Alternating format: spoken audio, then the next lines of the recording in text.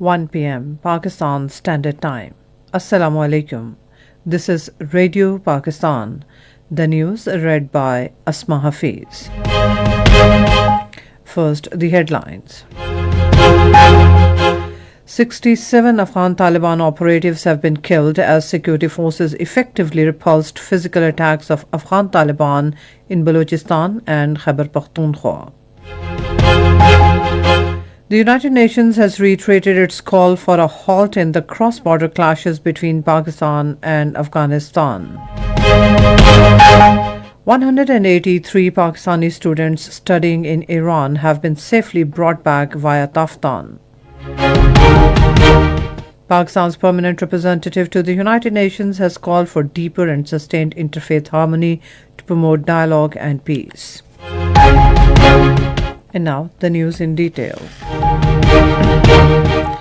67 Afghan Taliban operatives have been killed and scores of others injured as security forces effectively repulsed physical attacks of Afghan Taliban at different locations in Balochistan and Khyber Pakhtunkhwa.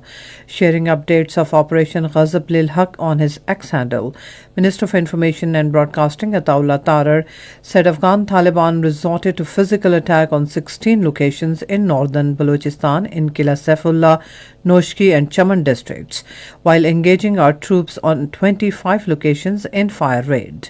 He said the attacks at all the locations have been effectively repulsed and 27 Afghan Taliban were killed and scores of others injured. He said one soldier of FC Balochistan North gave the ultimate sacrifice while defending the motherland, while 5 soldiers are injured. The Information Minister said in Khyber Pakhtunkhwa, physical attack was attempted at one place while fire raid was conducted on 12 locations which were all repulsed without any loss of life. He said 40 Afghan Taliban were killed in the overnight operations in Khyber Pakhtunkhwa. A senior Pakistani security official says Operation Ghazab Lil Haq will continue until Afghan Taliban regime provides verifiable assurance to Pakistan that it will stop facilitating Fitna al-Khawarij and Fitna al-Hindustan.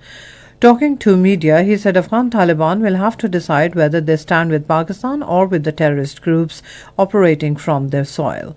The official said Afghan Taliban regime is patronizing several terrorist groups as a proxy masters, sabotaging regional peace. The United Nations has reiterated its call for a halt in the cross-border clashes between Pakistan and Afghanistan. Spokesperson for the UN Secretary-General Stephen Dujarric in a briefing in New York said restrictions or movements in the border area due to the active conflict have reduced the capacity of humanitarian agencies and their partners to deliver life-saving and other assistance in the most affected areas. The UN Secretary-General spokesperson said the World Food Programme has paused its activities in the affected areas, with approximately 160,000 people impacted by the suspension of food distributions, and several of the provinces impacted by the fighting are experiencing critical levels of acute malnutrition. The safe return of Pakistani students and citizens continues from Iran. 183 students have so far been safely brought back to Quetta via Taftan by the government of Pakistan and the Pakistan Army. These students were studying in Tehran, Isfahan, Zanjan and Yazd medical colleges. Permanent representative of Pakistan to the United Nations, Ambassador Asim Iftikhar Ahmad, has called for deeper and sustained interfaith harmony and people-to-people engagement to promote dialogue, peace and compassion.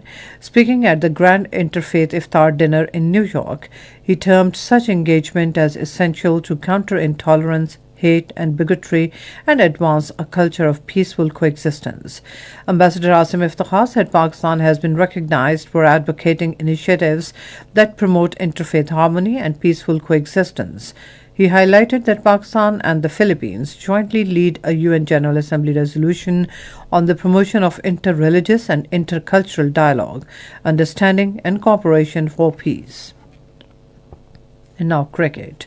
The first semi-final of the ICC T20 World Cup will be played between New Zealand and South Africa in Kolkata tomorrow. The match will start at 6:30 in the evening. And that's all from the newsroom.